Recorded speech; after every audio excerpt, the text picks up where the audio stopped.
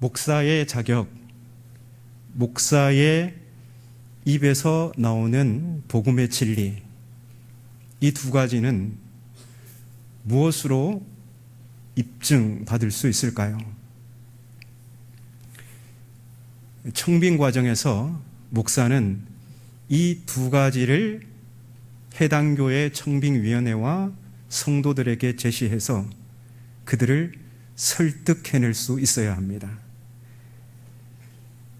이력이 담긴 서류들과 심층 면접을 통해서 과연 내가 목사의 자격을 갖추었는지 그것을 보여줘야 하고, 또 설교를 통해서 내가 가지고 있는 복음의 진리를 유감 없이 제시해야 합니다. 정상적인 청빙 과정이라면 이 두 가지는 목사의 자격을 입증하기 위해서 피할 수 없는 관문이죠. 하지만 교회를 개척하는 경우라면 이 복잡한 과정을 굳이 거치지 않아도 됩니다. 2000년 전 바울은 갈라디아 지방, 지금으로 치면 터키 지방에 교회를 개척합니다. 교회를 개척했기 때문에 바울은 자신의 복음에 대해서 굳이 입증하지 않아도 되었습니다. 바울은 갈라디아인들에게 자신의 복음을 제시했고, 그들은 바울이 전한 복음을 믿고 그 복음의 진리에 순종했습니다. 문제는 바울이 그곳을 떠난 뒤였습니다. 갈라디아 교회에 바울이 전한 복음과 다른 복음을 전하는 선동자들이 침투했습니다. 그리고 그들은 마치 바울이 전한 복음이 뭔가 2% 부족한 듯, 바울이 복음을 잘 전했지만 2% 정도는 모자라, 너희들이 정말 참된 유대인이 되려면, 참된 하나님의 백성이 되려면, 정말 의롭게 되려면 유대인이 되어야 돼. 유대인이 되려면 할례를 받아야 돼. 그러면 정말 하나님의 백성이 되고 의롭게 되는 거야. 갈라디아 신자들은 이 선동자들의 가르침을 받아들였고 유대인이 되고자, 그래서 의롭게 되고자 할례에 집착하기 시작합니다. 문제는 여기서 끝나는 게 아닙니다. 이 할례는 교회 내에서 지위체계를 형성합니다. 할례를 받았느냐 안 받았느냐, 이방인 신자들에게 이것은 무엇을 의미하냐면, 할례를 받은 이방 신자들은 유대인이 되는 거고, 할례를 받지 않은 이방인 신자들은 그냥 이방인인 거예요. 그래서 참 하나님의 백성이냐, 2% 모자란 하나님의 백성이냐, 이런 가르침을 여러분에게 던졌다면 여러분들은 어떤 게 더 매력적입니까? 덜 하나님의 백성보다는 참 하나님의 백성이 되고자 할례도 행하겠고 유대인의 절기도 지키겠고 이방인들과 분리해서 식사도 하겠고 유대인이 되고자 부단히 애쓰겠죠. 이런 것 때문에, 이런 인간적인 것에 집착하다가 교회가 경쟁하게 되고 다툼이 일어나고 분열이 일어나는 겁니다. 사랑으로 서로 섬기는 공동체가 아니라 그것 때문에 서로 경계하는 그런 불행한 공동체가 되어버리는 거죠. 하지만 바울이 갈라디아 교회에 전한 복음의 진리는 그리스도 예수 안에서 유대인과 이방인은 동등하다는 겁니다. 그 외에 그 어떤 인간적인 가치가 고려되지 않는 거예요. 오직 예수 그리스도, 그분을 믿는 믿음 안에서 우리는 하나고 한 형제 자매인 거예요. 하지만 갈라디아 신자들은 이 선동가들의 말에 홀딱 빠져가지고 복음의 진리에서 떠나고 있습니다. 자, 이러한 상황에서 바울의 입장은 지금 완전히 뒤바뀌었습니다. 마치 갈라디아 교회의 담임 목사 청빙에 지원하듯이 바울은 그 교회 신자들을 설득해야 할 위치에 놓이게 되었습니다. 물론 이 설득의 목표는 바울이 갈라디아 교회 담임 목사로 가겠다는 그런 의지가 아닙니다. 바울의 목표는 자신이 전한 그 복음에서 돌아선 그 갈라디아 신자들을 다시금 그가 처음 전한 복음, 그 진리 위에 다시 돌려놓으려는 몸부림입니다. 갈라디아 신자들이 복음에서 떠났다는 것은 곧 그들 안에 사시는 예수 그리스도를 잃어버렸다는 거예요. 그래서 바울이 다시금 복음의 진리 위에 세운다는 것은 그들 안에 다시 예수 그리스도께서 사시게 하는 겁니다. 그런데 이 사도로서의 사명이 매우 힘겨운 과정이죠. 그냥 되는 게 아니지 않습니까? 그래서 바울은 이 목표를 이루기 위해 자신의 역할을 산모로 비유합니다. 산모가 아이를 낳으려면 10개월 동안 그 아이를 품고 있어야 되고 또 산통이 있을 거 아니에요. 얼마나 힘겨운 과정입니까? 바로 그들을 되돌려 놓으려는 그 과정을 산모로 비유해요. 우리 함께 화면에 있는 말씀 읽어보겠습니다. 시작. 나의 자녀 여러분, 여러분 속에 그리스도께서 모양을 갖추실 때까지 내가 다시금 여러분을 위해 해산하는 고통을 겪어야 하겠습니다. 아멘. 바울은 자신을 산모로 비유하죠. 그리스도의 형상을 잃어버린 그 갈라디아 신자들에게 다시 그리스도의 모양을 재형성하도록 하기 위한 바울의 역할은 그들 안에 그리스도를 낳는 겁니다. 되게 독특한 표현이죠. 바울이 낳아야 할 아기가 바로, 바울이 갈라디아 신자들 안에 낳아야 할 아기가 바로 그리스도라는 겁니다. 그런데 이 갈라디아 신자들을 설득하기 위한 현실은 만만치가 않습니다. 선동자들은 지금 갈라디아 신자들과 함께 그 공동체 내에 있어요. 하지만 바울은 멀리서 편지라는 수단을 통해서 갈라디아 신자들에게 그들이 진짜 사도가 아니야. 내가 진짜 사도야.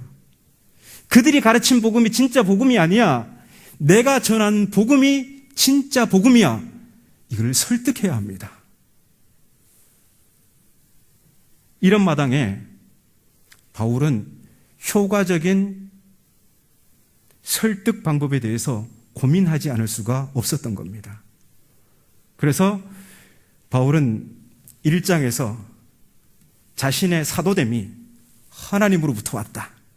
자신의 복음 오직 예수 그리스도의 계시로부터 왔다. 그리고 내가 전한 복음 외에 다른 복음을 전하거나 따르면 저주를 받는다는 말을 2번이나 강조한 겁니다. 갈라디아 신자들의 두려움이라는 감정을 자극해서 그들의 마음을 돌려놓으려는 그런 수사적 설득 방법이죠. 물론 이 저주는 그저 말뿐인 위협이 아닙니다. 실제로 다른 복음을 전하거나 따르는 자는 실제로 그 저주가 임한다는 겁니다.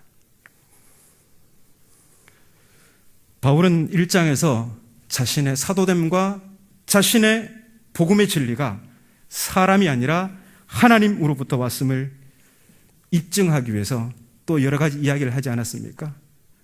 회심 전, 예수 그리스도를 만나기 전 교회를 박해했던 그 이야기, 그리고 예수 그리스도를 만난 후에 내가 예루살렘 사도들과 가까이 하지 않았고 멀리서 지냈다. 이거를 바로 정황적 증거로 제시하잖아요. 회심 전에 생각해 보십시오.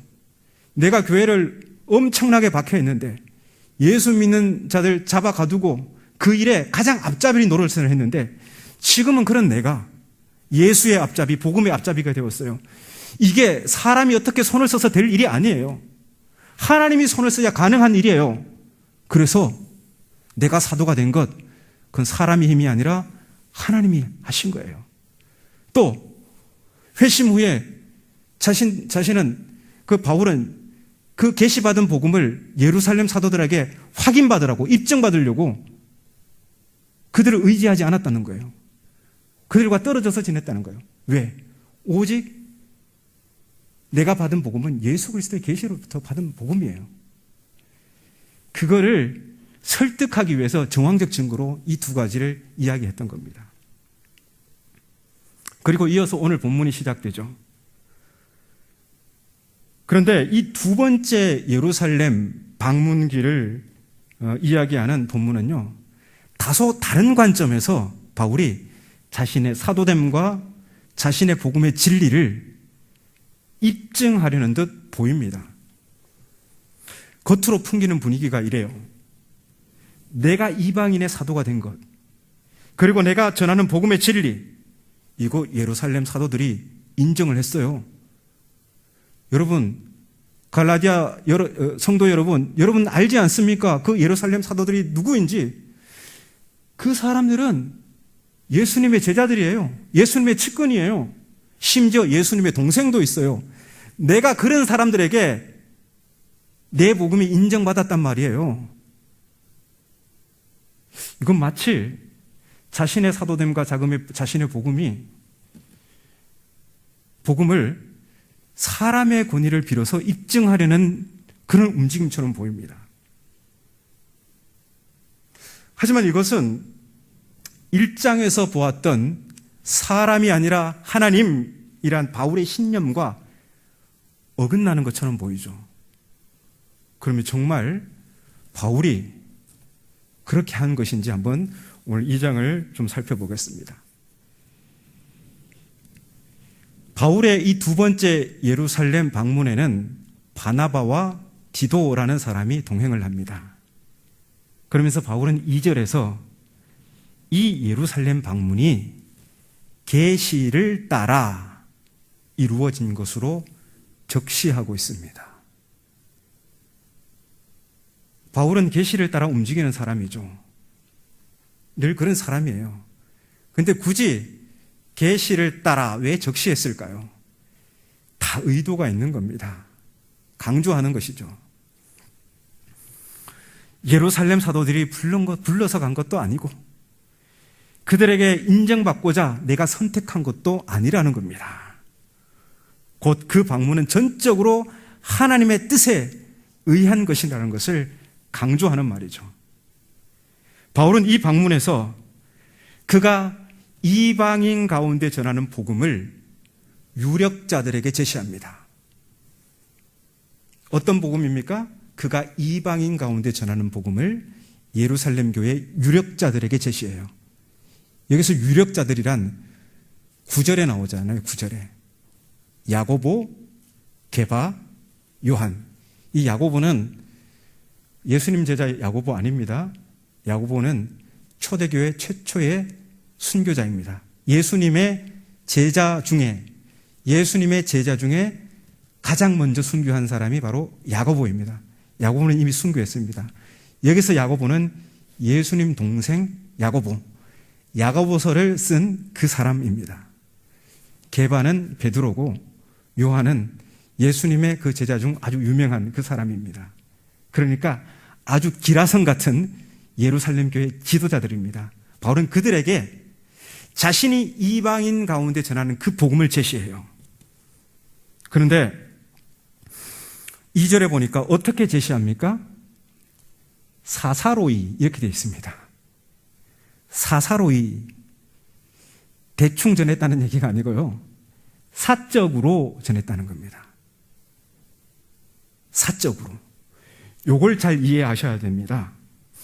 사적으로 전했다는 말은 그가 이방인 가운데 전한 그 복음을 제시한 것이 예루살렘의 그 기라성 같은 사도들에게 이게 참 복음이라는 것을 승인받으려고 그랬던 게 아니라는 겁니다.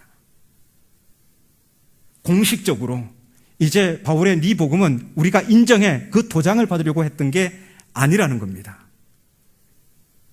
두 번째 방문의 목적이 그게 아니라는 거죠. 그러면 바울은 왜 그들에게 사적으로 복음을 전했을까요? 우리가 분명히 알아야 될 것은 바울은 자신이 전하는 복음이 유일무이한 복음임을 확신했습니다. 그래서 타협의 대상이 아니에요. 그러면 왜 바울은 사적으로 이 복음을 제시했을까요? 그게 바로 그 이후에 나옵니다. 사사로이 한 것은 하고 그 목적이 나오죠. 화면을 보시고 한번 같이 읽겠습니다. 시작. 내가 이렇게 한 것은 내가 이방인의 사도로서 달리고 있는 것과 지금까지 달려온 것이 헛수고가 되지 않게 하려는 것이었습니다. 아멘. 바울이 그 예루살렘 사도들에게 사적으로 그가 이방인 가운데 전하는 복음을 제시하는 것은 바울이 지금까지 수고한 그 사역, 그리고 지금도 수고하고 있는 그 사역이 헛되지 않게 하기 위해서, 그게 목적이었다는 겁니다. 바울은 이런 뚜렷한 목적을 가지고 이야기를 한 거예요.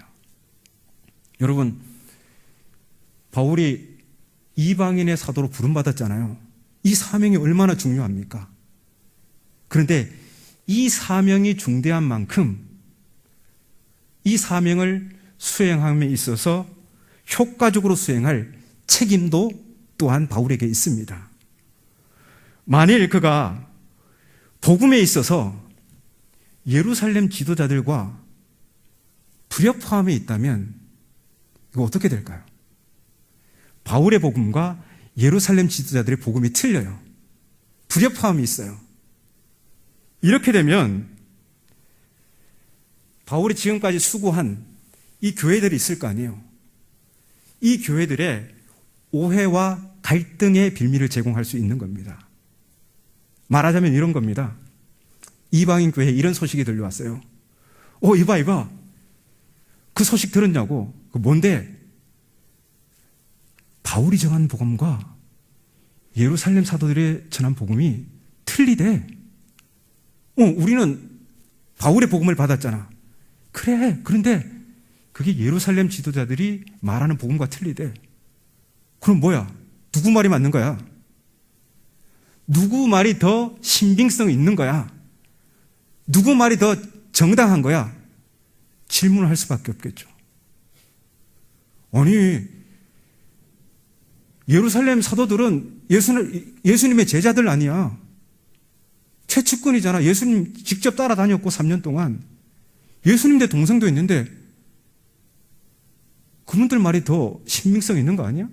바울은 뭐 어디 다메섹 도상에서 뭐 빛을 보고 부활하신 예수님을 만났다는데 우리가 어떻게 알아 그냥. 그러면서 이 혼란을 가져올 수 있는 겁니다.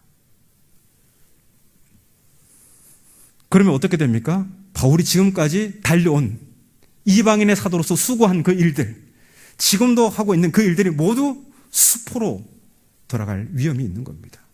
그래서 바울은 이런 뚜렷한 목적을 가지고 그가 이방인 가운데 전하는 복음을 예루살렘 그 사도들에게 정확히 밝히고 그들과 더불어서 이 복음의 동질성을 확인하려고 했던 겁니다. 그들에게 자신의 복음을 공식적으로 제가 받으려고 했던 게 아니고요. 자신의 사도로서의 그 수고가 헛되지 않게 하려고, 이방인들에게 혼란을 주지 않으려고 그렇게 했던 겁니다. 자, 바울이 이 복음을 제시하자 이 사도들이 어떻게 반응합니까? 9절에 보니까 야고보, 게바, 요한과 같은 이 기라성 같은 예루살렘 교회 지도자들이 친교의 악수를 내밉니다. 친교의 오른손을 내밉니다. 뭔 뜻입니까? 바울의 복음과 예루살렘 교회 지도자들의 복음이 똑같다는 겁니다. 그리고 6절 그 후반부에 보면 이런 말이 있죠. 저 유력한 이들은 내게 의무를 더하여 준 것이 없고, 바울이 제시한 그 복음 외에 그거 부족해. 이거 더 해야 돼. 하는 추가적인 의무 조항이 없었다는 겁니다. 이게 뭔 말입니까? 바울이 어떤 복음을 제시했다고 했죠? 그가 이방인 가운데 전하는 복음. 그 복음 뭐냐면 무할례의 복음이에요. 오직 예수 그리스도 외에는 의롭게 되는 길이 없다는 거예요. 예루살렘 사도들도 이 지점에서 일치했다는 거예요. 할례를 요구할 필요가 없다. 이 지점에서 합의를 이루었다는 거예요. 그렇다면 베드로, 요한, 야고보 모두 할례를 안 받아도 된다고 한 거죠. 근데 이제 다음 주에 보시겠지만 이렇게 여기에서 합의를 이룬 베드로가 매우 엉뚱한 짓을 하거든요. 그것 때문에 바울에게 엄청 야단맞는 장면이 나옵니다. 이런 맥락에서 보면 굉장히 그 이후의 이야기가 좀 이해하기 쉽습니다. 또 이 방문에서 바울 일행 중에는 이방인이 있었습니다. 헬라인 디도, 이방인이죠. 이 사람은 할례를 행하지 않았어요. 그런데 예루살렘 사도들은 이 사실을 알고도 디도에게 할례를 강요하지 않았어요. 할례를 강요하지 않았어요. 더 이상 할례가 구원의 조건이 될 수 없다는 거죠. 이게 예루살렘 사도들이 인정한 겁니다. 이로써 바울의 복음과 예루살렘 사도들의 복음은 논쟁의 여지가 없는 하나의 복음인 것입니다. 그런데 문제가 불거진 것은 4절에 가만히 들어온 형제들 때문입니다. 이 사람들은 누구냐면 바울의 복음이 2% 부족하다고 생각하는 사람들입니다. 할례를 행해야 된다. 그래서 가만히 있다가 누군가 할례를 행하면 그 사람들을 완전 그 할례의 종으로, 육체의 종으로 딱 종속시키고자 종으로 삼으려고 하는 그런 사람들이죠. 아주 나쁜 사람들이죠. 그런데 이들이 디도에게 할례를 받지는 않았으니까 디도에게 할례를 매우 강요했던 것으로 보입니다. 하지만 바울이 어떻게 말합니까? 나는 한시도 복종하지 않았다. 나와 나의 일행은 그들의 요구에 한시도 복종하지 않았다. 그 이유가 무엇입니까? 이는 복음의 진리가 항상 여러분에게 머물러 있도록 하기 위해서입니다. 갑자기 논리적인 비약이 일어나죠. 과거 예루살렘에서 거짓 형제들과 맞서 분투한 사건이 지금 갈라디아 신자들을 위한 것, 곧 그들이 복음의 진리에 항상 머물러 있도록 하기 위한 것이라고 합니다. 서로 다른 시간과 장소의 사건을 하나로 엮는 것이죠. 그러면 바울이 이 사건을 갈라디아인들에게 언급하는 그 목적이 뭘까요?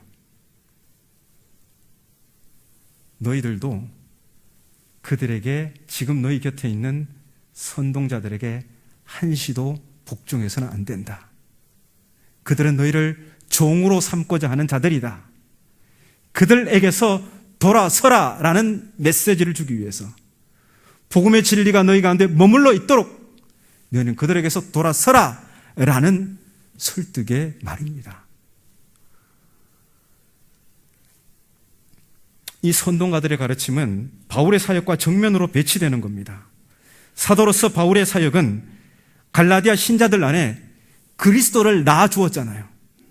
하지만 선동가들은 갈라디아 신자들 안에서 오히려 그리스도를, 그들 안에 살아계신 그리스도를 몰아냄으로써 그들을 육체의 종으로 삼고자 합니다.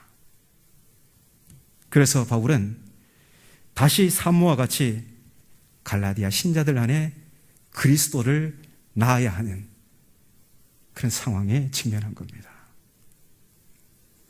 저는 이런 바울의 행적을 보면서 참 많은 생각에 잠겼습니다.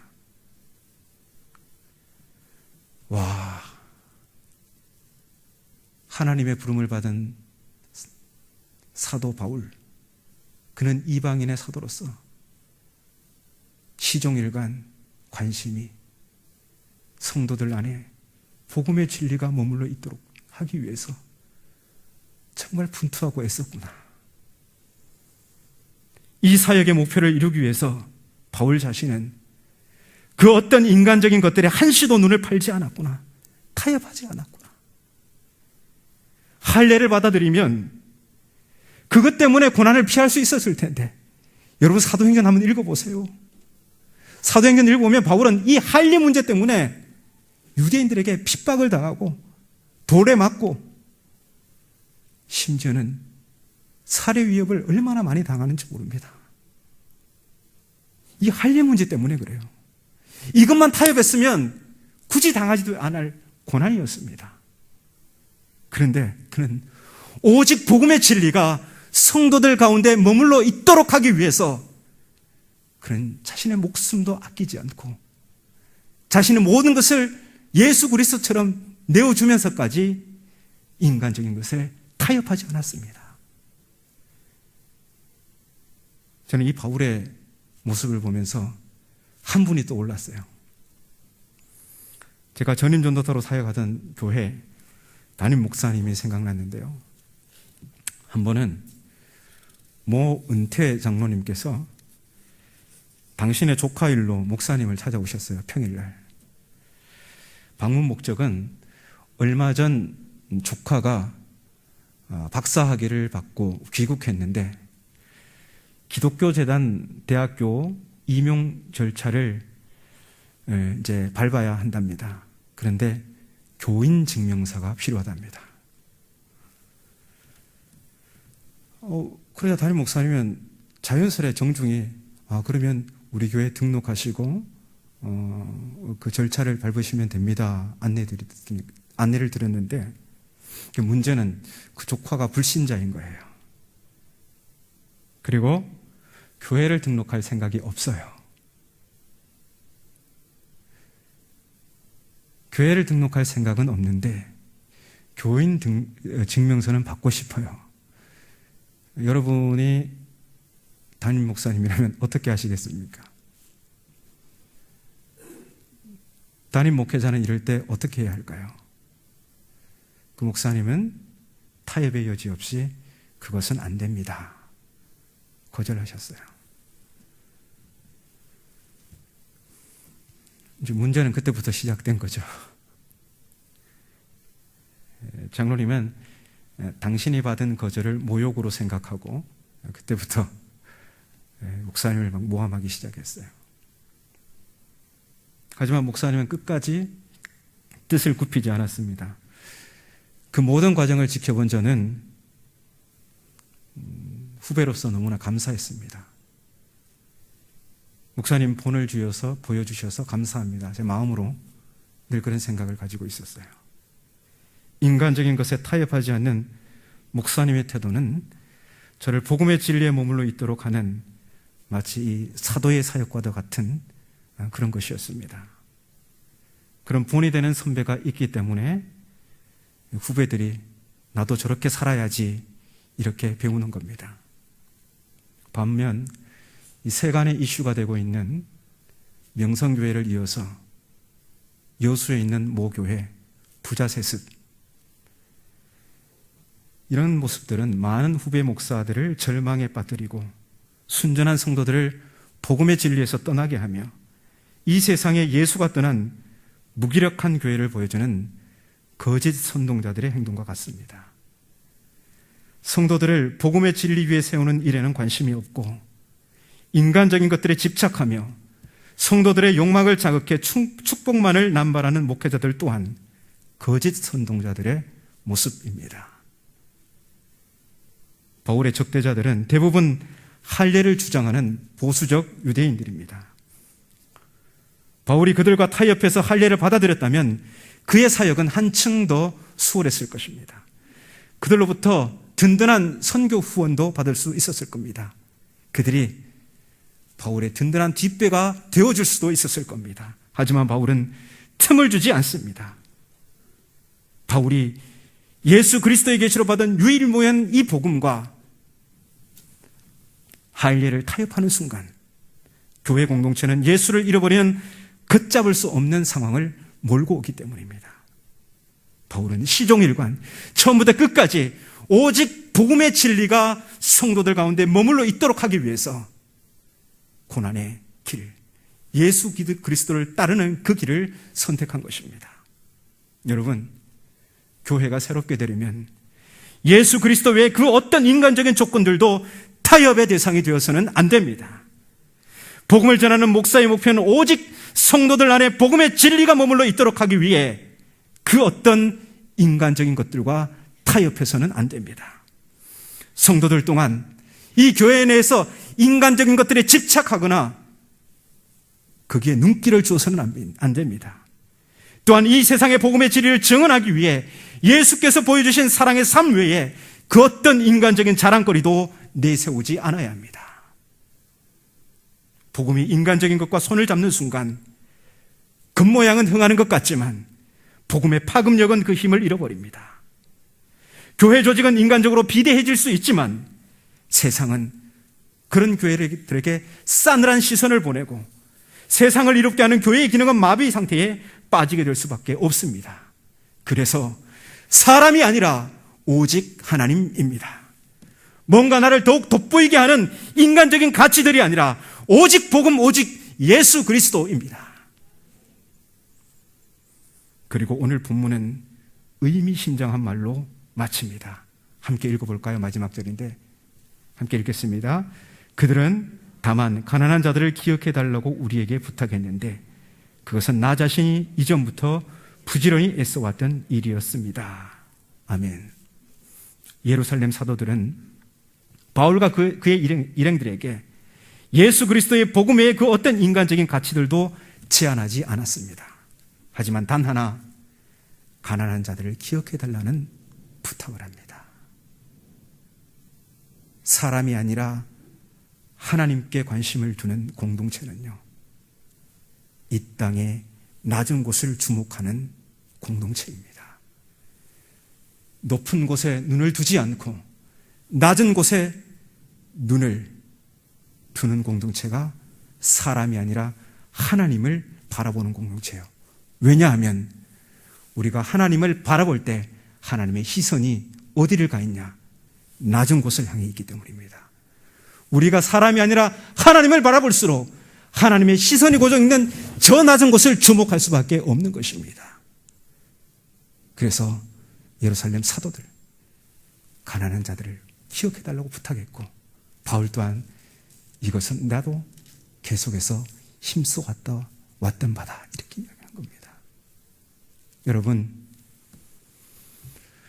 우리 지자교회 사람이 아니라 하나님을 주목하는 공동체가 되기를 바랍니다.